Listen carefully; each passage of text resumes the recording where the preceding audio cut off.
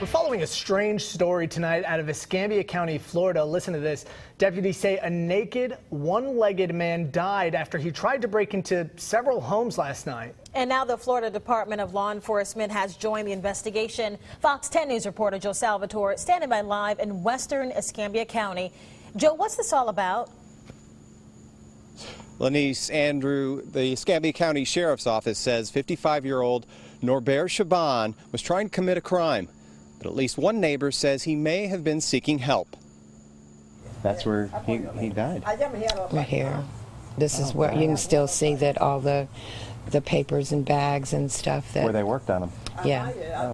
The Sheriff's Office says this incident began at Norbert Shaban's home on Canal Drive when he assaulted his maid by trying to gouge her eyes and slam her head against a wall. After that crime, investigators say Shaban then crawled to his neighbor's home, where he threw objects at windows in an attempt to break in. He was hollering help, and that's why, you know, help me, nobody will help me. Deputies say Shaban then crawled across the street and died on the front step of a longtime neighbor who called him Robert. I've been numb to it, but now I'm starting to, you know, because I knew Robert and his family are just, you know, were really good neighbors, and it's just now starting to, you know, hit me that Robert is gone. The Escambia County Sheriff's Office report shows that Shaban would have been charged with battery and burglary. Shaban's neighbor, who agreed to talk to us off camera, says Shaban threw a heavy cement block at her window while kneeling.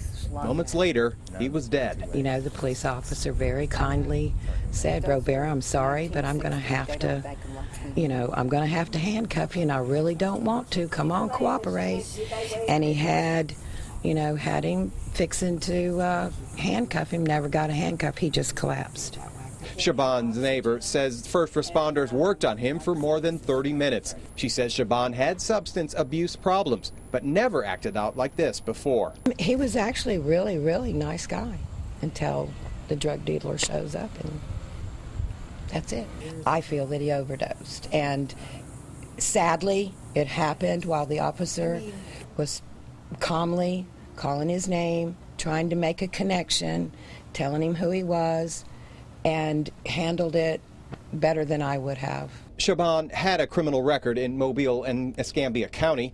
His last arrest was in May on a traffic violation. Now, I reached out to the Florida Department of Law Enforcement late today. The only thing they would tell me is they're usually invited to investigate. And the Escambia County Sheriff's Office would not say if Shaban was using drugs at the time of his death. If we have more information about this case, we'll update you on fox10tv.com and Fox 10 News. Reporting live in Escambia County, Joe Salvatore, Fox 10 News.